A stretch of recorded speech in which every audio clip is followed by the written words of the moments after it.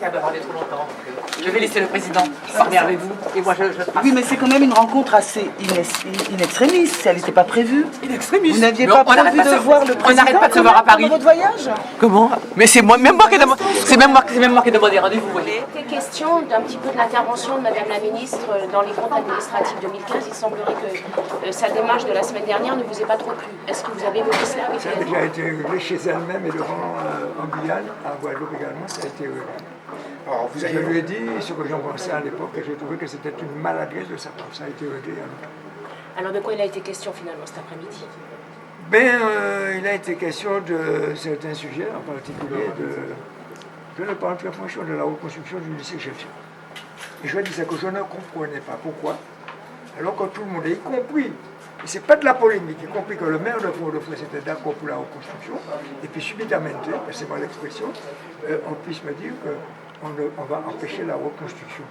Alors j'ai dit, monsieur le préfet, dans cette affaire, je ne comprends rien. Que par conséquent, je ne monte pas sur votre plate-bande, que dans ces conditions, contrairement à ce que l'on croit, tout a été fait pour que l'on reconstruise et je reconstruis. C'était le premier sujet. Le deuxième sujet, c'était le problème, disons, du cyclotron. Alors là, j'ai rappelé un peu l'historique, parce qu'on a fait comme si ça allait tomber du ciel. Et que c'était la Martinique qui était porteur de ce projet, il y a belle lurette. Et tout le monde le sait. Vous ferez brochet et vous le saurez. Et que j'ai demandé à la ministre de comprendre que l'intérêt général, ce n'est pas un intérêt géographique, ce n'est pas un intérêt égoïste, ce que je veux dire. C'est un intérêt scientifique. Tous les rapports plaident pour que le cyclotron puisse être installé en Martinique. Mais vous n'avez pas vu cette question avec Henri Chalut? Vous n'avez pas trouvé J'ai un discuté consensus ça avec M. Henri Chalut, et M.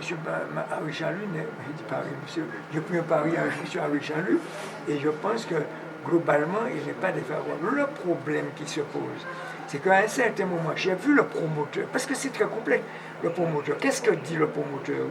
J'ai déjà eu l'occasion de rencontrer. Il dit, s'il y a deux cyclotrons, ce sera déficitaire.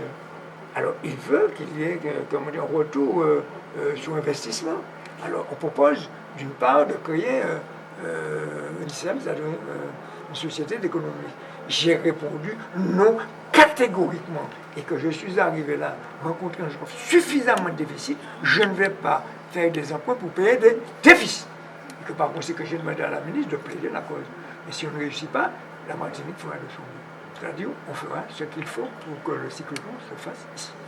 On a exigé pour les grands hôtels, pas des plus petits hôtels, sur ça on est d'accord, on est tous d'accord, qu'il y ait une garantie. Et la garantie que j'avais exigée à l'époque, c'était de 15 ans. Pourquoi? Parce que je subodorais, dans certains cas, dans le cas de grandes entreprises, que l'on voulait immédiatement que ce soit rentable et que l'on voulait faire d'abord et avant tout une opération immobilière. Donc je vais appliquer au cas de Mme Herrera, puisqu'il faut la nommer. Mais écoute, tout ça, la garantie habituelle. Donc il n'est pas question de rejeter ce que Mme Herrera propose, mais à condition de respecter, comment dire, le délai imparti. Cela veut dire que les 15 ans, c'est tout. Et qu'on accordera cette garantie le moment venu. Tout le monde a été d'accord pour bien comprendre. Ce sont des sujets qui perdurent. Que par conséquent, on a évoqué ces sujets-là. Et puis d'autres sujets à la marge. Mais enfin, je crois que j'ai dit l'essentiel également. Des banques, etc., des banques de garantie. J'étais obligé de prendre la parole pour rappeler très vêtement que pas plus tard qu'hier au soir, ici, là, pendant plus d'une heure, j'ai reçu la nouvelle directrice nommée en France, qui était de passer, qui venait arriver vers 16h ou 17h, pendant plus d'une heure, avant même de me rendre à la résidence préfectorale, avec cette dame. Et je lui ai expliqué ces problèmes-là. Donc c'est pas à moi qu'on va raconter des histoires, et que j'ai expliqué, et c'est ce qu'elle m'a dit. Monsieur Marie-Jean, on est prêt à travailler avec vous, à condition que ce ne soit pas des emprunts qui soient faits pour payer les dettes des individus. Et là, j'ai rappelé ça, et qu'on n'avait pas de conseil à me donner à ce niveau-là. Et j'ai dit que l'on va faire ça ensemble, et que tout emprunt, puisque j'avais envisagé des emprunts, ces emprunts se feront sur la base des investissements, et en particulier, pour citer ce dernier exemple, ce sera un emprunt pour reconstruire le lycée Chefchaouen. Un point, c'est tout. Et non payer les dettes des autres. Reconstruire sur la base du permis de construire existant. Ben, écoutez, on peut faire des modifications si on veut, mais ce seront des modifications à la marge, je pense.